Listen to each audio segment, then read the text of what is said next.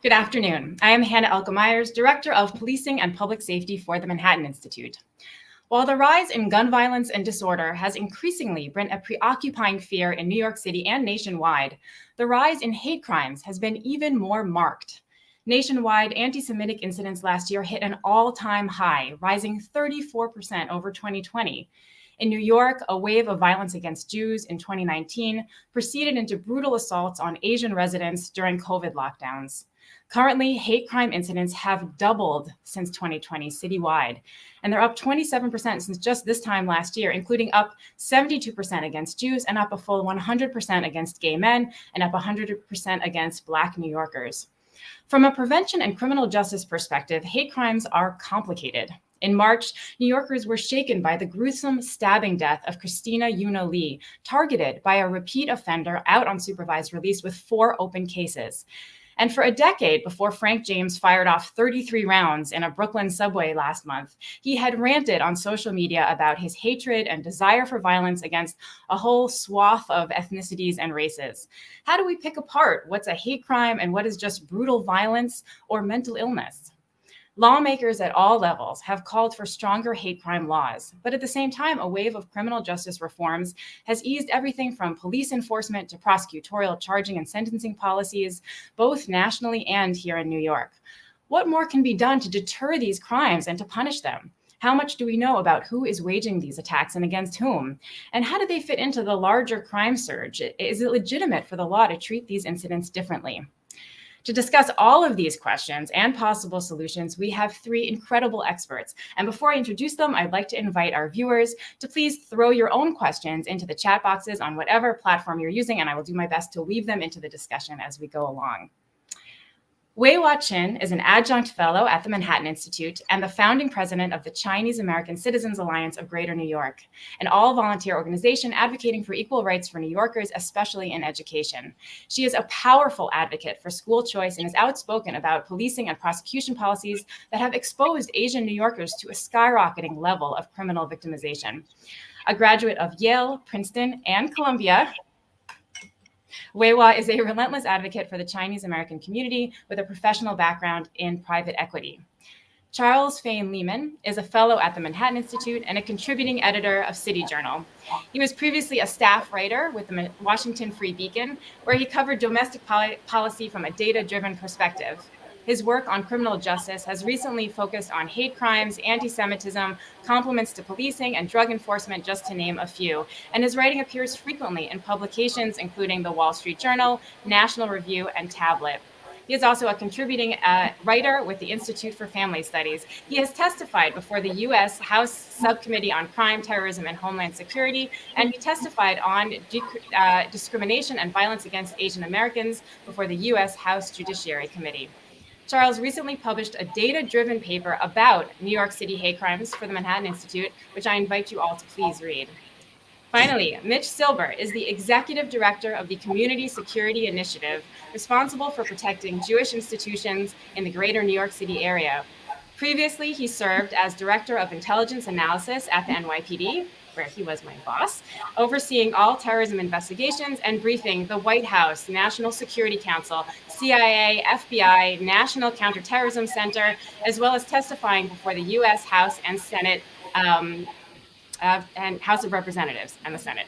He has also held leadership roles in corporate finance and corporate investigations. He co-authored the NYPD report, Radicalization in the West, the Homegrown Threat, and authored The Al-Qaeda Factor, Plots Against the West. Mitch is a visiting lecturer at Columbia University, where he teaches a very popular course on modern urban terrorism, and he is a regular commentator on political risk and terrorism-related issues. I'm so glad to have you all with me. Thank you. I'd like to start off with you, Charles. Would you give us just a brief overview of the scale and contours of hate crime in New York City, its victims and offenders, and what is the city's infrastructure for dealing with bias offenses? Yeah, absolutely. And that's a very big question. I'll try to answer it succinctly, and I'll refer all of our listeners, all our viewers to, as you alluded to, my recent report on understanding and reducing hate crimes in New York City, in which I try to offer as comprehensive a picture as I possibly can based on the available data. The first thing that I will say is that hate crimes in New York City are not a novel phenomenon. If you look at the past 30 years of reporting, there were about as many hate crimes reported in New York City in 2021 as were reported in 1992, on the order of 600 each year. Obviously, the rate is lower today because there are more people in New York, but the scale of the problem in absolute terms is quite similar. Unlike other kinds of crime, unlike other kinds of crime which have declined over the past 30 years, hate crime has remained relatively constant in New York City. There's been a slight drop off, but it remains a pressing problem. In my view, this is not surprising. One of New York's great strengths is its diversity.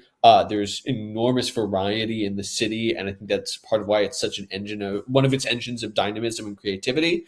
But it also naturally creates intergroup stresses and tensions. That's a normal part of what leads to hate crime and what hate crime laws try to respond to. What I can tell you is that in recent months in particular, obviously, New York City has seen a dramatic increase in hate crime offending, which has alarmed the public. I think that is reflected in the data that the NYPD releases. Over the past 4 years, over the past 3 years, the overwhelming majority of hate crimes have been committed against 5 groups: Asians, Blacks, gay men, Jews, and whites. Those account for something like 90% of hate crime offenses committed in the city. And in particular, as you alluded to, Hannah, we've seen dramatic increases in recent months in hate crimes targeting Jewish New Yorkers, Asian New Yorkers, and Black New Yorkers. All of those have been up, in particular, since the relative return to normalcy in early to mid 2021, following a decline, except in the case of Asian Americans, talking about them in particular in 2020. Jews saw a dramatic spike in 2019. And so I think, in some senses, the status quo has returned to the status quo ante prior to COVID, for better or worse. We talked, hate crimes are broadly distributed throughout the city, although they are often concentrated in denser areas and areas with higher levels of more targeted minorities. They take a wide variety of forms. Hate crimes can be violent assaults. For example, between 2019 and 2021, roughly half of hate crimes against Asians were assaults. They can also be something as simple as street harassment or vandalism, the drawing of racist symbols. A quarter of hate crimes committed against Jews and half of hate crimes committed against Blacks fall into the category of vandalism, for example. One of the important things that you find in the data is based at least on arrests. There is no single group that is most likely to commit hate crimes. We see offenders who are white, Black, Asian, Hispanic across the board. I think the only truism that we can draw from the data is that there is no one characteristic that differentiates hate crime offenders, at least as regards their identity categories. Different people are likely to victimize different other groups. The last thing I think you asked me to address is to talk about the city's hate crime infrastructure. Obviously, hate crimes have become a pressing concern both for the current administration, the de Blasio administration. Under the latter, partially responsible of hate crimes against Jewish New Yorkers, there was the de Blasio administration created a sort of central office within the mayor's office, the Office of Hate Crime Prevention, which the Office of Prevention of Hate Crimes, which tries to coordinate civilian response, provide educational resources. There were also obviously task forces within the NYPD. It's investigatory arm, the Hate Crimes Task Force. They've also focused more on responding to anti-Asian hate crime, anti-Jewish hate crime, surging resources as is available. And hate crime is a pressing concern of all 5 of the city's DAs, which now, as of very recently, all have dedicated hate crime bureaus, departments, or task forces that focus specifically on hate crimes. That all said, there's a great deal of energy being expended on this. The city council wants to put more money towards combating specifically anti-Asian hate crime. That all said, the track record is, I think, less than perhaps what many New Yorkers would like. Since 2019, NYPD has cleared roughly a third of hate crimes reported to it, including just over 1 in 5 anti-Semitic incidents. And the DA's offices have made strides in dealing specifically with hate crimes, but court case records suggest that they convict on hate crime charges in just 15% of cases, including just 1% of cases in the Bronx. So I would say everyone agrees that hate crimes are a real problem. There are resources out there to deal with them, but I think the scale of the problem may be larger than the resources currently being directed at them. Thank you. And Mitch, I'd love for you to answer how much you think this added infrastructure is making a difference, is in the right direction. Do we need more of it? And then if you could speak to your work has shifted from being so focused on really jihadi terrorism to now thinking more broadly about anti-Semitic attacks, how to deter them, how to respond to them, how to be smart about them. Do you think that it's two separate problems, or do you view them from a protection standpoint as a continuum? Sure, thanks, Hannah. And listen, I definitely want to shout out for Charles's report. There have been a couple of groups that have looked at the New York City data, but this Manhattan Institute report really goes into great detail and gives historic precedents and context to what we're seeing today. And to answer your first question about right now in terms of the infrastructure that's in place, is it sufficient to deal with the problem? I think in an short answer, no, it's not, because some of these trend lines have been on the uptick for the last 18, 24 months. And unfortunately, we haven't seen any diminution of the number of hate crimes. In fact, as you talked about, right at the top, all of the numbers are significantly up. And there are a range of different types of solutions here, given the infrastructure. I think one of the ones that I'm looking to see the city, NYPD in particular, doing is to actually surge resources in a targeted manner to the neighborhoods where the hate crimes are occurring. Now, in my role looking after Jewish security, I'm looking at where the anti-Semitic incidents are happening. And the Anti-Defamation League recently came out with their 2021 audit of incidents. Of the 88 assaults against Jews in the United States of America, 54% of them happened in New York City, 12 of them in Manhattan, 34 in Brooklyn. So not only is New York City the epicenter, but Brooklyn is the epicenter of that. So, what we need to see is deployments of uniformed officers to help deter and prevent attacks. We know the hate crimes investigatory unit of the NYPD is going to do their part after the fact, but we want to prevent and deter these from happening.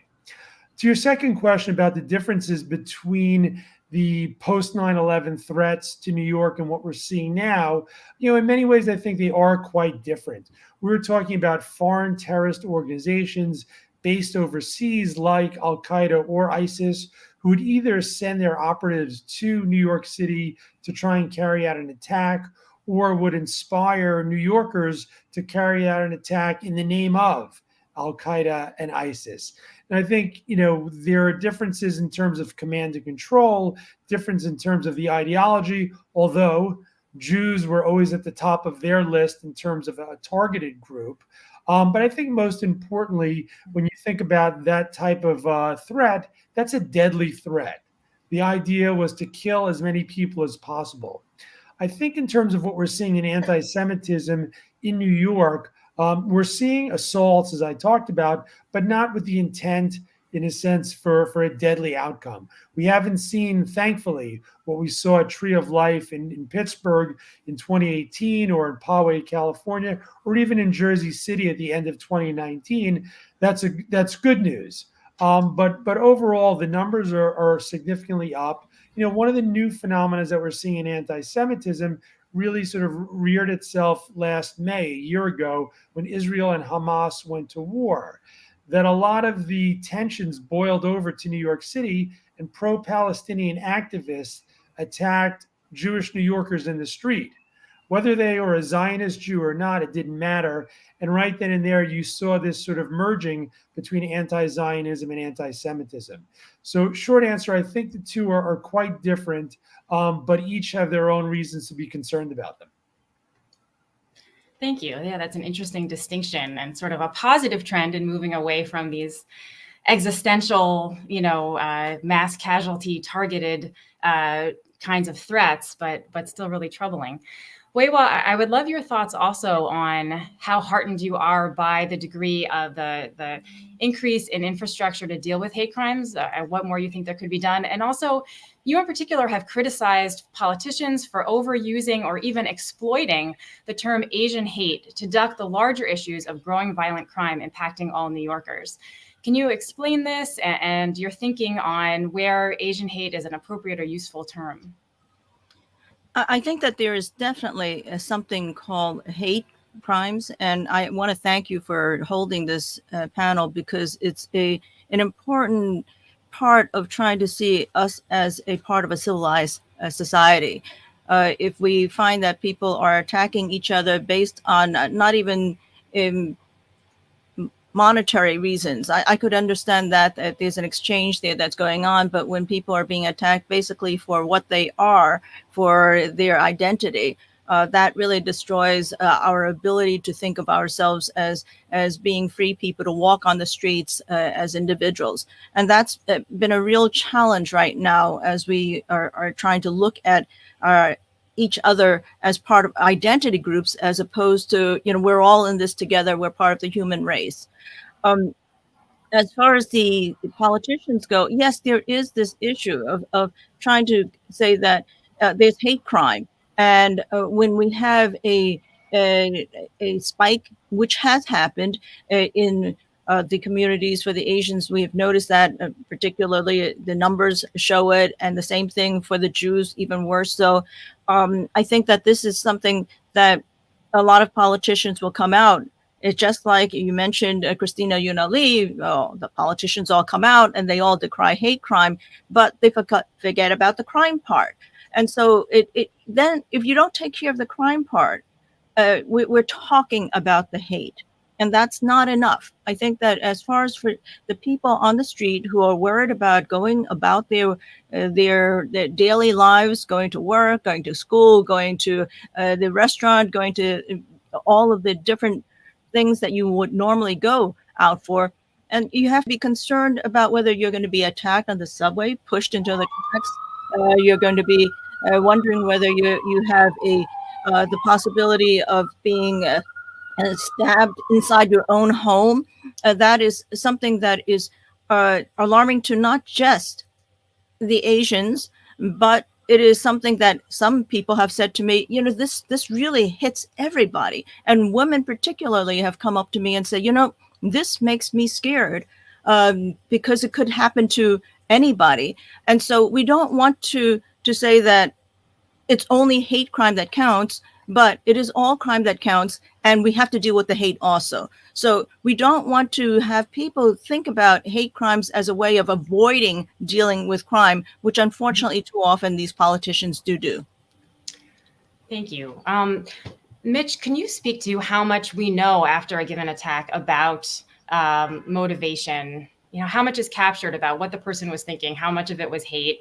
And I know you all three have, very evolved thinking about how much it helps to try to teach people not to hate, and what can actually have an impact there and what is maybe a waste of resources. So Mitch, if we could start with you.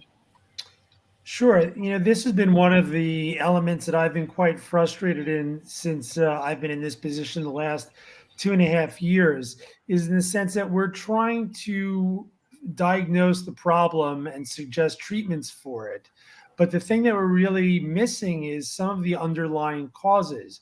And I've had discussions with the past two commanding officers for the NYPD's hate crimes unit and said, listen, when you arrest these people, what do they say was the motivation for their attack?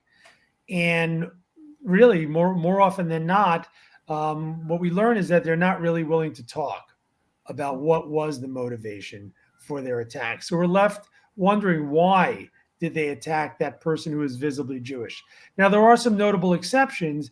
And again, that falls in this lane of what we're seeing. And we're seeing this increasingly, even within the last 24 hours, pro-Palestinian activism that's leading to an attack against Jewish New Yorkers. It happened 2 weeks ago on the periphery of a pro-Palestinian demonstration near the Israeli consulate, where the man wearing an Israeli flag on his back was punched and attacked by individuals who had just been at the pro-Palestinian rally. It happened yesterday in Brooklyn, where a group of youths attacked a young Jewish man, and they were yelling pro-Palestinian slogans as they walked by him.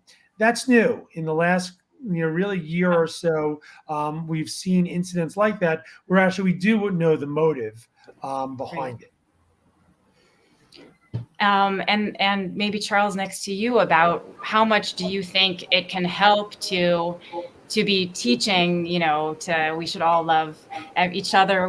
Jews are good, Asians are good, we're all great. How much does that help?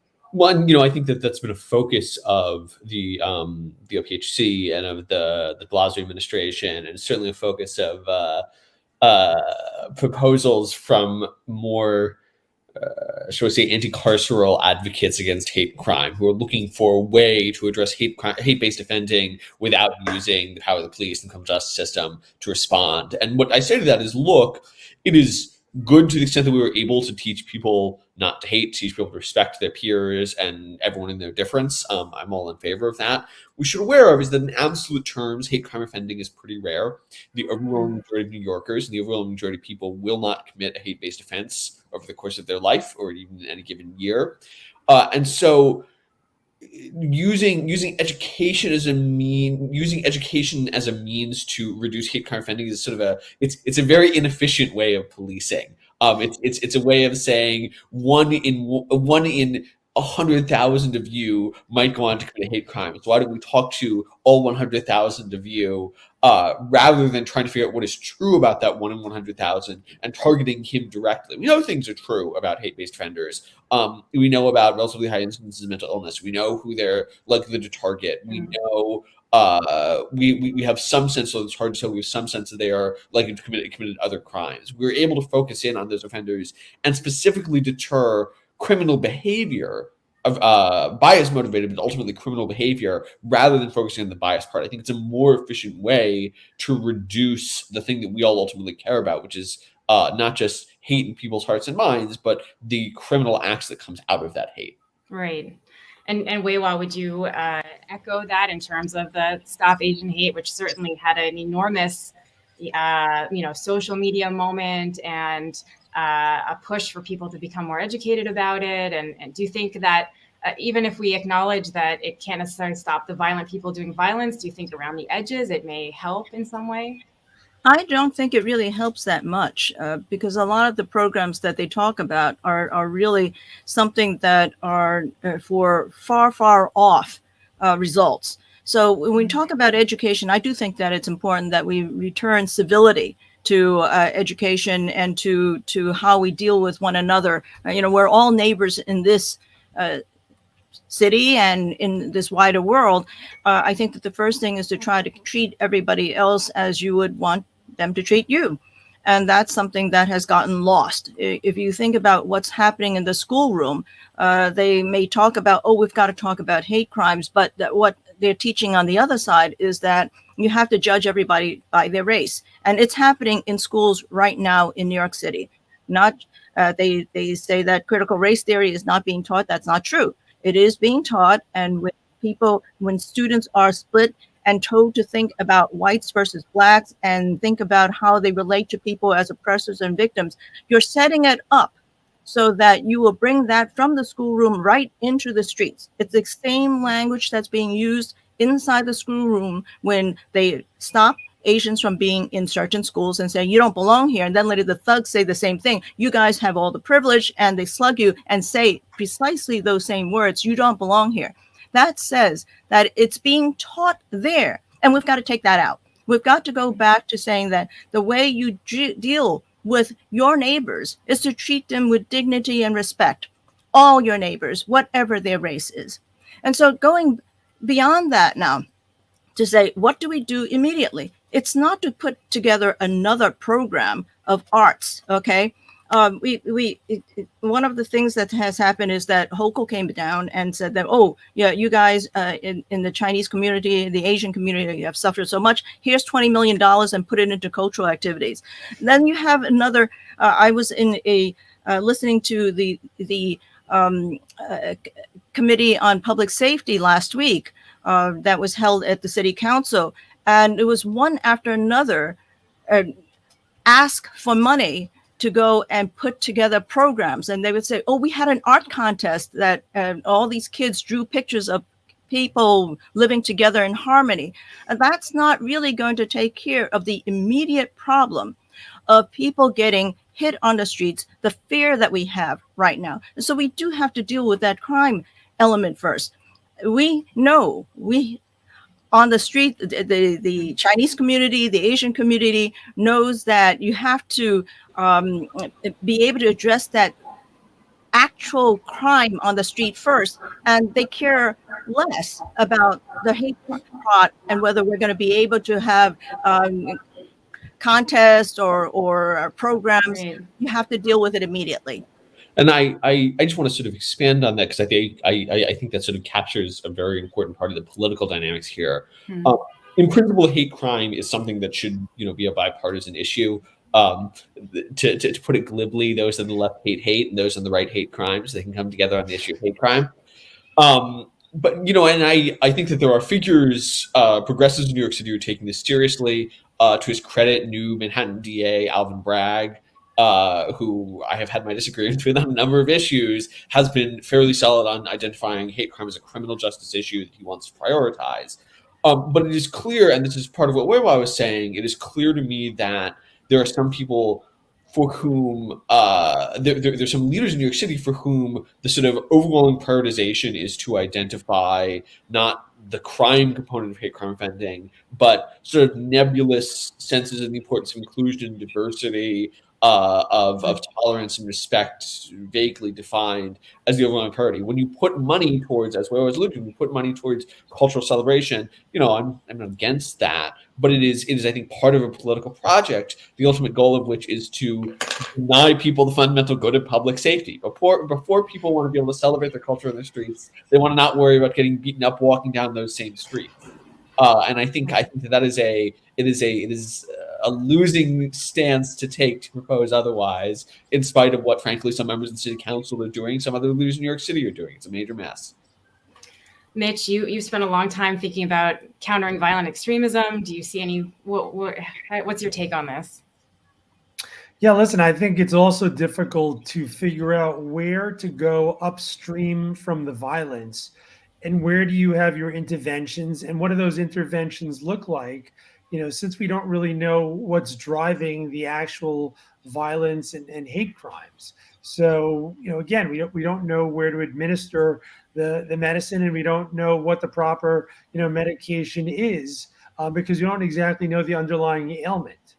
In the Jewish community, one of the areas that we focused on is strengthening our institutions, hardening synagogues and JCCs and schools. And I think that's a little bit with events like Tree of Life and Poway and Muncie in the rearview mirror. We say, okay, well, these were deadly attacks that happened inside a Jewish institution of some sorts. So let's make it tougher to get inside that institution. Let's make that institution more resilient to an attack. And oh, by the way, there's funds from the federal government and from New York State. Great, let's take advantage of that.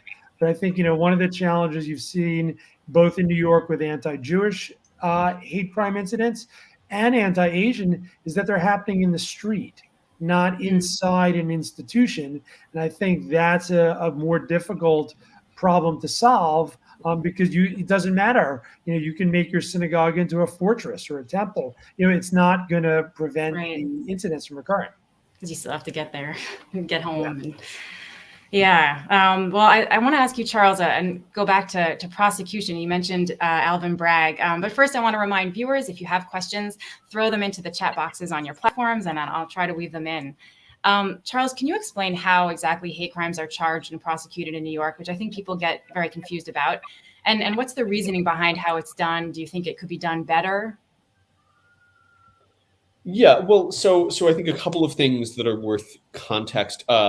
In most, although not all cases, when we talk about somebody committing a hate crime, what we're really talking about is them committing a conventional crime that is in some part motivated by a false belief about or an animus directed towards the protected class characteristic of the person that they are targeting, the multiple individuals they're targeting, and that carries with it a sentencing enhancement. There are a couple of sort of standalone crimes, which are crimes because they entail hate. So like aggravated harassment entails hate, and is distinguished by virtue of that characteristic. Mostly, in most cases, if I beat somebody up on the street, I'm guilty of battery. If I meet somebody up on the street because they are of a protected class, because they're Jewish, I can receive a hate crime enhancement. So you alluded to, I alluded to earlier, there's sort of relatively low rates of hate crime conviction. The sort of broad range is across all boroughs. About 15% of hate crime cases end with a conviction for that hate crime enhancement, for those hate crime charges. The rates go as low as 1% in the Bronx. I think it's about 23% in Manhattan, and that reflects a variety of factors. One is that it is hard. The New York State statute that outlines hate crimes explicitly says that membership in a group, the victim's membership in a group, is not sufficient evidence to show that it's a hate crime. Just because I attack somebody who is Jewish doesn't mean I committed a hate crime. I'm attacking him for incidental reasons. So you have to establish that that person has committed a hate crime. That's a fairly high barrier to a fairly high threshold to cross, but not impossible.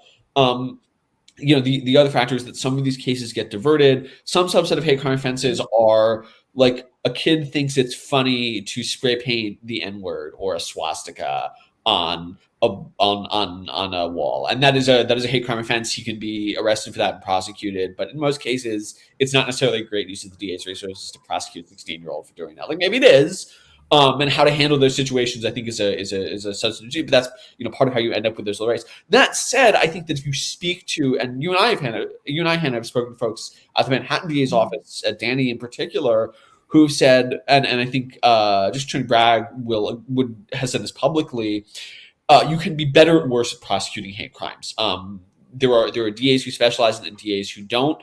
There is subject matter expertise that you need, both knowing the law and also knowing how to identify a biased motive, what you want to go looking for, what you want to be looking for in your suspects, in his background, in his life. And I think all of these offices are trying to build out this capacity. I think one of the most efficient investments the city, state, and federal government can make at this time is trying to put more line DAs into these offices who have background in hate crime prosecution in particular, and training current line DAs who are interested in shifting into the bureaus in how to do hate crime prosecution in particular. Because that's, lack of those resources, lack of that subject matter knowledge will hamper effective conviction, and effective conviction is part of efficient deterrence, never mind incapacitation. So I think that when we look at rates that low, they are partially a function of what we think hate crimes are, but they're partially a function of a lack of resources. And to the extent they're a function of lack of resources, there are things, again, the state, the federal government can do to ameliorate that problem. Manhattan DA also now has a hotline that people can call, right, about, if a hate crime has been committed. And they often, these aren't things that they can prosecute, but because they have this hotline, can hand it off to other agencies. Do you see that as something that we'll see in more prosecutors' offices? How effective and helpful is that? I don't have a good sense of its measured effectiveness. I think if you go Google hate crimes in Manhattan, you'll find the hate crime hotline pretty easily. One of the things I propose in my report is that there's a big problem, and Weiwa might be able to speak to this. There's a big problem with reporting hate crimes in general. As I understand, there's a big problem in the Asian New Yorker community in particular of underreporting of hate crimes. There's reticence, but also there's a lack of knowledge about how to report a hate crime. One thing I propose in the report is that I say something the civilian leadership, the mayor's office could do is create a centralized hotline like 911, give it a 3-digit code, plaster it everywhere. If you see, here's what defines a hate crime. If you see a hate crime, call this number. It's an easy to remember number. I think that would facilitate reporting and give the city a better sense of where hate crimes are happening and what they're responding to in real time. It's great the Manhattan DA's office has done that, but they're one agency in one borough of the city. This is the kind of thing for which centralized, coordinated governance is really essential, in my opinion. Weiwa, do you want to comment on that? Has the Asian community in the last year maybe gotten better at reporting? Is this a chronic problem? They've gotten better, but I think it is a chronic problem of reporting crimes in general. And one of the things that I have noted is that a lot of the delivery people in this city are from Chinese restaurants, Asian restaurants that will be taking food to all different parts of the city. I mean, it really does go through all parts of the city. And the amount of crime against the delivery men are extremely high, so high that they don't bother to report it. Okay, it's considered to be a cost of doing business that they're attacked. But recently, we've had a couple of terrible attacks. Not just slugging them and taking some money and taking the delivery of the food sometimes too. But it would be a killing, an actual death in the last week, and a couple of days ago, another slashing. This is really, really terrible for people who are trying to earn a living. And so there is underreporting, and these are not technically hate crimes, I would think. I think that if you went down, are these hate crimes? Are they not? But they happen all to be Asians. And they are being attacked for doing their business. And sometimes we have to go and see what is the nexus of all of these. It's going to be crimes of opportunity, and it will be even, and in the cases where it's pure hate, when a man is collecting cans in Harlem and he gets stomped to death, that was obviously not economically motivated. But does it improve our ability to address hate crimes? Yes, if we do have better reporting, if we understand better how do you define it, because the definition for many people is not very clear. And to go through the process of reporting it, there are several layers, and it should be, because we should not just immediately call every crime against an Asian a hate crime, although you could turn it around and say that maybe it is. It certainly, in many cases, it seemed to be the case that for a lot of the Asians, if you read the press in the native language, you'll find that there's a lot more information than you will see in the English press about some of the attacks. And it becomes nearly like noise because it happens so frequently that people say, why bother reporting? And we should report.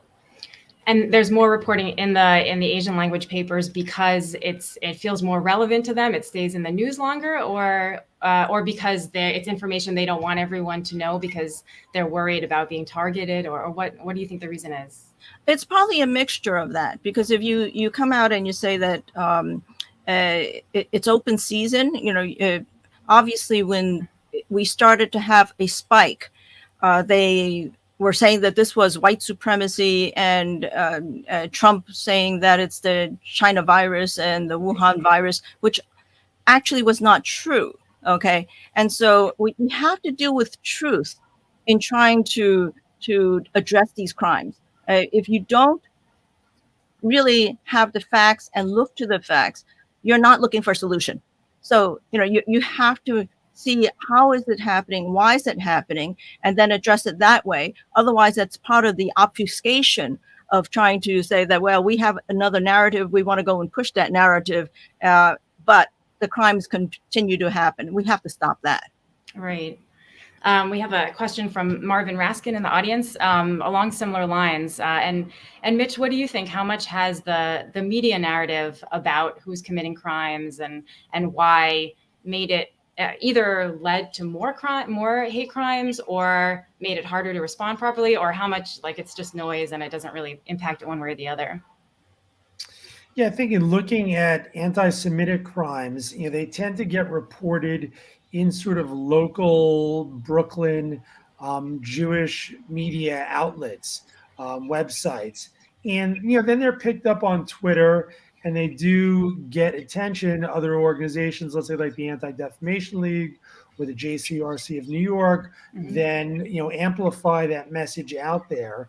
So I think there is a decent awareness of these incidents if you're following those news outlets on Twitter and other mediums. Are they on the front page of the Times? No. I mean, the threshold there, is quite high. Only last May, when we had that spike in violence around the Israel Hamas war, and when the fact that things were happening in Times Square with firecrackers thrown in the Diamonds District, and an individual wearing a yarmulke, coming up from the 47th Street subway station attacked. Then it reached the sort of mass media, but for the most part, it's still below the waterline, partially because these, for the most part, against the Jewish community, haven't been deadly. But the assaults, they pass by. They happen. They're flagged on social media, and then they're gone. And it just it's not a focus for people. Well, actually, let me ask you then a follow-on. How much day-to-day are Jews in Brooklyn, especially in the most concentrated areas where these are happening? How much are they afraid? One gets a sense, and Weiwa, correct me if I'm wrong, that it's very palpable among the Asian community in New York, especially after the shooting of Ji Wan-yan, the delivery man, the other week. Is that what it's like day-to-day in the Jewish community, would you say? I think it's a version of it, maybe not quite as intense. There are some communal organizations in some of the most heavily concentrated areas of Brooklyn, the Shomrim and the Shmirah, which are in patrols and augmenting a presence in those neighborhoods and communities. So I think they feel like, in a sense, they do have some allies there with another sets of eyes and ears. But nevertheless, I mean, this steady drip, drip, drip of, one incident today, another incident 2 days from now, in these same neighborhoods, does have those incidents add up, and you can map them. Our team has mapped them, and there are certain clusters, literally certain intersections where time and time again you're seeing repeat incidents. And that's something that our organization, the Community Security Initiative, we're in conversation with the NYPD chiefs and precinct commanders for those particular precincts to say, hey, listen, this is where the incidents are. And literally, the old phrase, putting cops on dots, can we do that? Can we have expanded resources, visible resources there? That's one of our asks to the NYPD. Right. Do you think groups like Community Security Initiative, like the Shomrim, like the other networks that provide information and guidance to synagogues, do you think that kind of infrastructure is feasible or would be helpful for the Asian community? I don't know how much exists right now that has that much formality to it. I'd love to hear either you, Mitch, or Weiwa about how much that could help, or if it's not analogous. It's not quite, because the structures are not quite as Formalized. That's right. It's not as deep there. I know that the trying to deal with some of the issues here, some groups have sponsored self-defense, but 5 people show up. People say that let's give out pepper sprays, and that does disappear very quickly. But this pepper spray is a big issue now in the schools. Okay, mm-hmm. Because if you've been tracking what's the all the weapons that have been confiscated, that has spiked in all the schools, and that is a direct reflection on the fear that parents have of their kids going back and forth to school, that they will be attacked. So this crime thing goes beyond the hate side. Now, I want to take a second also on not just the ability for us as community-based organizations to try to take the place of the policing. We can't do that. Okay, we should not be doing that. We can try to bolster up our abilities to avoid being attacked, but we should not be going out there and saying that how do we go and stop the attacks from a immediate standpoint. I want to talk about the mental health issue here, mm-hmm. Because a lot of the people who have been arrested and convicted, it's a very, very large number of them will be shown to be emotionally disturbed persons. There've been many incidences of that before. So, and people will say, well, we don't want incarceration. Let's not say incarceration. Let's say that the only way we can get proper treatment to them is to put them in a place where they will get treatment.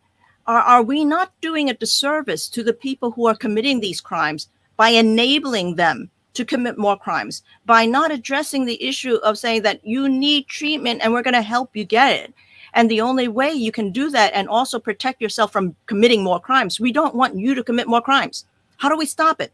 This will be immediate as far as an impact on the streets for people who are trying to be fearful of how do you walk there. A lot of them are with ones with mental health issues. And if not, many of them have long rap sheets. You see, they're not people who suddenly one day said, I'm going to commit a hate crime and have no record. They've never hit anybody before. It's not the case. So these are the things that we should be thinking about. How do we address that to stop the crime? All right. Mitch, will you add to that about mental illness? How extensive is it? How well are treatment being matched with people committing hate crimes? Yeah, last week, police officials testified at this city council meeting, and they talked about the fact that there have been 100 arrests so far this year related to hate crimes, and 47 of the individuals were deemed as emotionally disturbed person, which is sort of NYPD's shorthand for mental illness. So we're talking, essentially 50% of the people. And, I know in the report, and maybe, Charles can touch on this, he really goes into the failings of our mental health system in New York and some potential remedies. And, the mental health, it's not that it's a mental health or it's a hate crime. I mean, if you have mental health issues, you're prone to conspiracies. And what are some of the top conspiracies out there? Conspiracies against Jews, conspiracies against Asians vis-a-vis COVID. So the two go together. But the bottom line is that there's this huge gap in New York State and therefore New York City in what to do with people who have mental illness issues. Yeah, Charles. Yeah. I mean, just to add to that, I think that there were a variety of resources available to dealing with sort of the intersection of criminal offending and mental illness. We know that's a frequent problem. There's a much higher rate of mental illness among, for example, the Rikers population than the general population. And sort of while chasing down causality is hard, what I like to say, and some people like to make the argument hate crime is not caused by mental illness, hate crime is caused by hate. My response is, I don't really care what the core causality there is. If you treat mental illness and it reduces the incidence of crime, that's a success, in my opinion. It's also good to treat mental illness per se.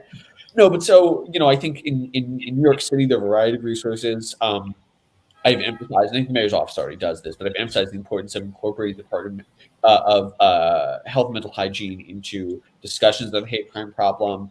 The city has what are called mental health courts, which is a subset of problem-solving court, where people are moved to get them into mental health treatment rather than sending them through the criminal justice system.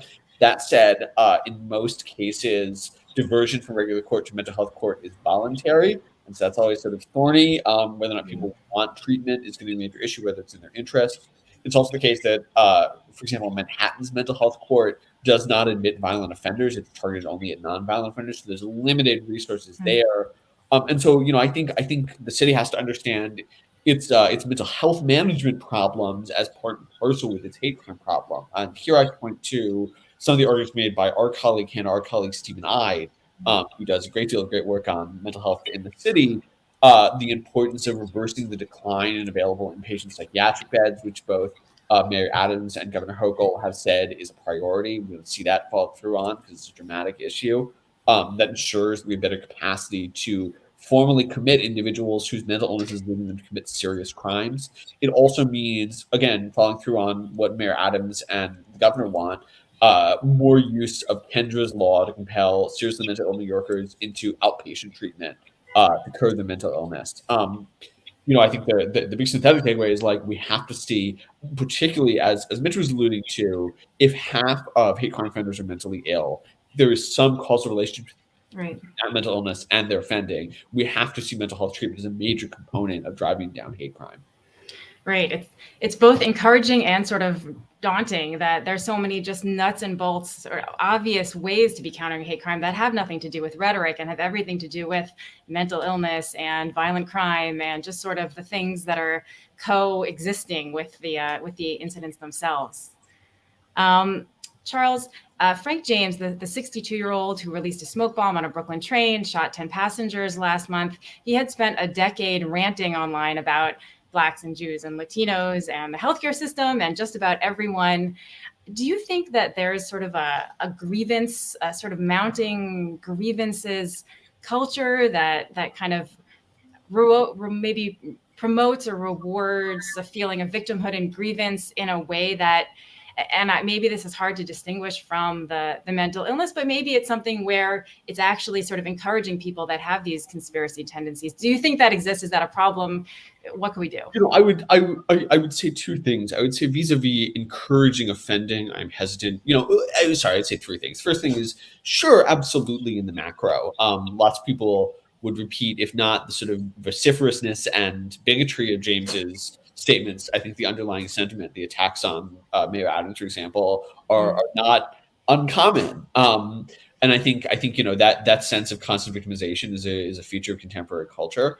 I would resist the idea that it is driving offense. At the end of the day, I think intrinsically the responsibility for offense adheres in the offender, not in society at large.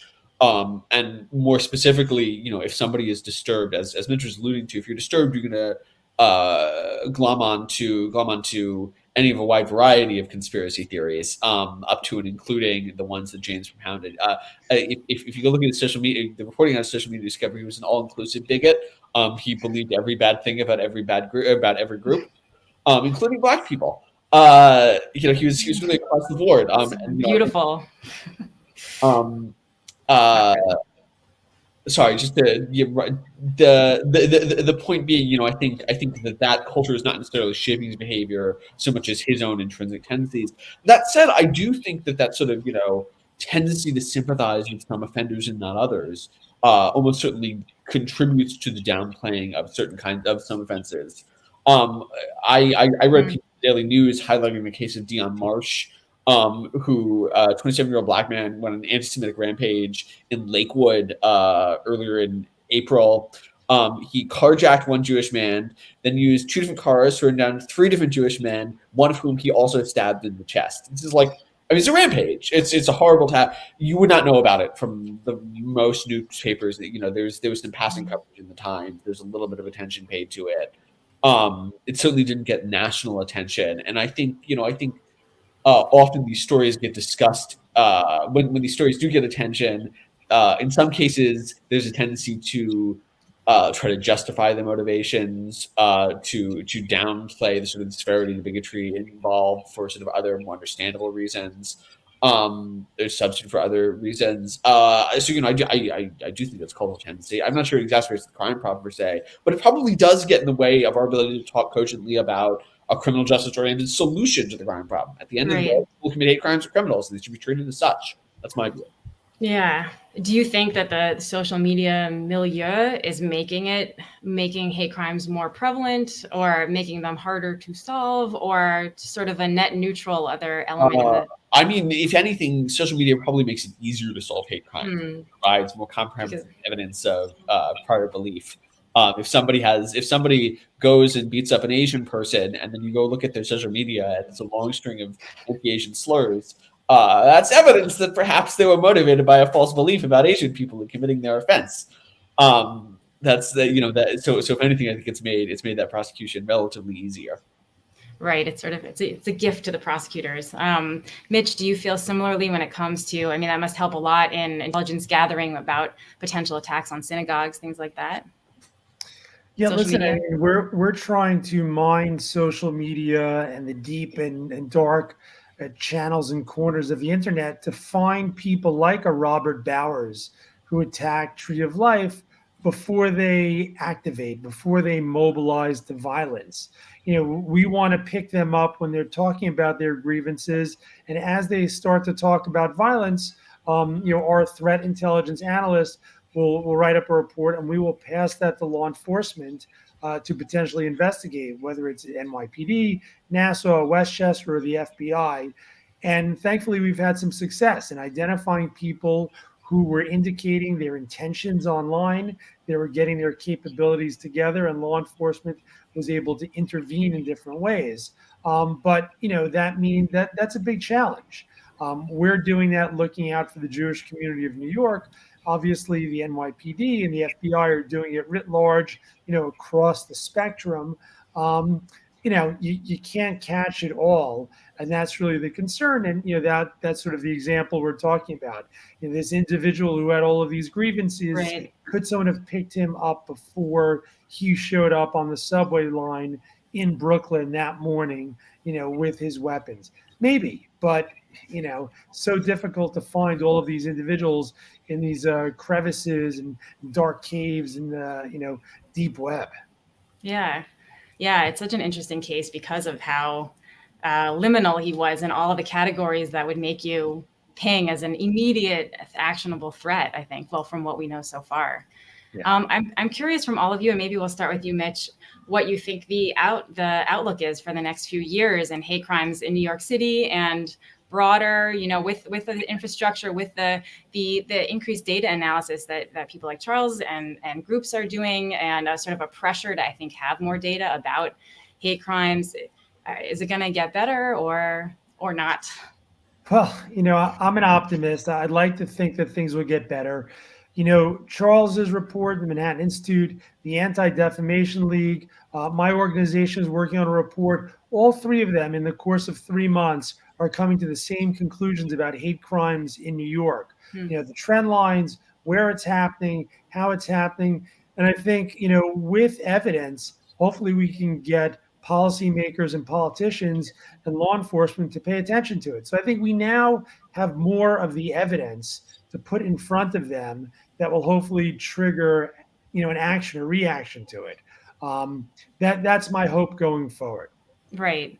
Because at the end, it matters more how we respond, deter, than trying somehow to do away with the motivations at the root. Weiwa, I'd love your thoughts about the outlook and any other sort of closing thoughts you'd like to add. Yeah, I think that we want to make sure that we treat each other civilly as individuals. And that's where it starts from on the education long-term aspect. But for immediate purposes, I think we have to address the crime part. If you can stop the crime on the streets, all of us will be safer. And we have, for many years, one of the safest big cities in this country. And the Asians are fearful because they know that they are targeted. If you look at many of them, they are women, they are elderly. The elderly are being attacked. And so we have to deal with that issue, regardless of whether you define it as a hate crime or not. That's all a plus, but let's not deal with the crime immediately because those are lives right now. Wonderfully said. Charles, what's your outlook and any final thoughts? Well, I suppose I share Mitch's hope that the city will pursue strategies that we both think work, that seem pretty intuitive to me. I hope seem intuitive to our viewers. I guess I'm a little more pessimistic. I'm more pessimistic than most people about most things. I worry about the long-term trend in hate crimes. The reality is that we're at similar levels to where we were in the 1990s. That there does not appear to be. There's certainly interest in addressing hate crime, but I still see a lack of coordination. I still see a lack of a comprehensive plan, and I still see what are, I think, fundamentally misleading, misguided attempts to address this not as a criminal issue, but as an issue of culture or an issue of sort of the progressive vogue of the day. So I'd love to be proved wrong in my pessimism, but I think we are now on year 3 of surges in hate crimes against Jewish New Yorkers, previously unprecedented wave of, it used to be the case that there were basically no anti-Asian hate crimes in New York City. As of 2020, that's no longer the case. That's just the new normal now. So the trends do not give me reason for optimism, but I think that there are ways that the city can decide to turn the problem around.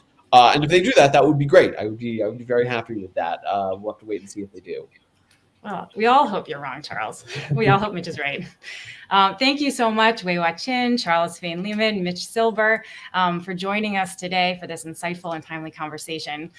Before we close, I'd like to invite our public audience to sign up on our website to receive updates from the Policing and Public Safety Initiative, including information about our upcoming events.